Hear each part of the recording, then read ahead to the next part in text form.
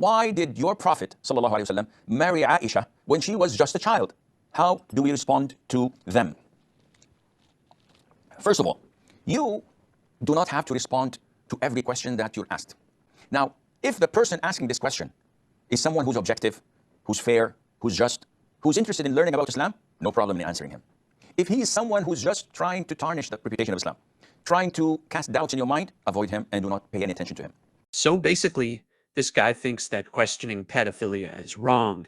In his stupid, arrogant mind, he thinks that anyone who mocks a man that is 54 years old marrying and penetrating a young minor of the age of 9, old enough to be your granddad, is to be avoided and disparaged.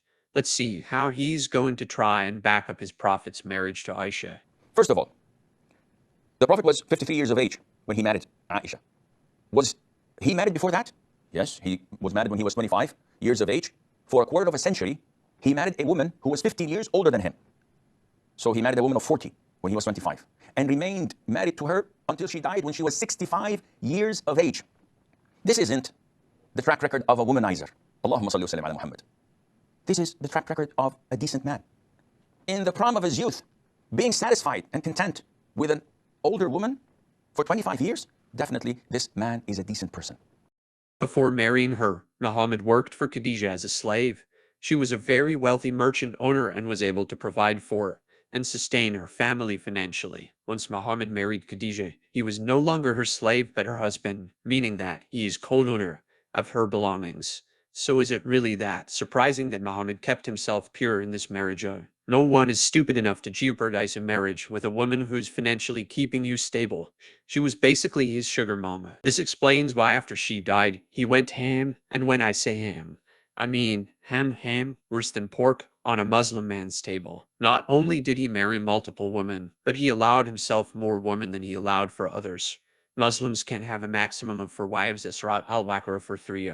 But Muhammad, he had multiple, approximately 9 wives. Okay, Sheikh, but again, why did he marry this child? After she died, that is Khadija, may Allah be pleased with her, he married a woman his age, Sauda bin Zam'a. She was also 50 plus years of age. Because she was a widowed and she was alone, and he wanted to console her by marrying her. The information that's missing about Muhammad's marriage to Sauda is twofold. One of the reasons he married Sauda was because he needed her to be a woman, to be a mommy figure for the children he had from his previous marriage with Khadija. Two, then once his children grew up and were given in marriage, he barely had any use for Sauda. So when she grew old, Muhammad lost his attraction to her, which is why he actually wanted to divorce her. However, because Allah said that Muhammad's wives on earth will be his wives in Jannah, Sauda begged Muhammad for a favor. She begged him not to divorce her, but that her visiting days, which Muhammad had assigned for every wife, be given to Aisha instead, which is why the sources say that Muhammad visited Aisha twice more than any other wife. Chapter 4, verse 128 of the Quran was sent down to salute Sauda for her solution/request. If a woman fears indifference or neglect from her husband, there is no blame on either of them if they seek fair settlement, which is best. Humans are inclined to selfishness. But if you are gracious and mindful of Allah, surely Allah is all aware of what you do. What many don't realize is that Surah 4:120 was actually composed in relation to Muhammad's mistreatment of his wife Sauda bin Zam'a because she had become old and unattractive.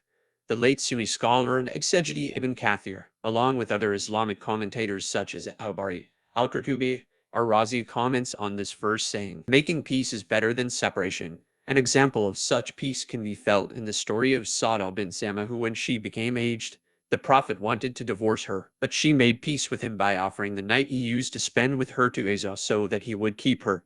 The Prophet accepted such terms and kept her. Abu Dawud at-Talisi recorded that Ibn Abbas said, Sauda feared that the Messenger of Allah might divorce her, and she said, "O Messenger of Allah, do not divorce me or give my day to Aisha," and he did. In the Tisahiyas, it is recorded that Aisha said that when Sauda bin Zam'a became old, she forfeited her day to Aisha, and the Prophet used to spend Sauda this night with Aisha. And making peace is better.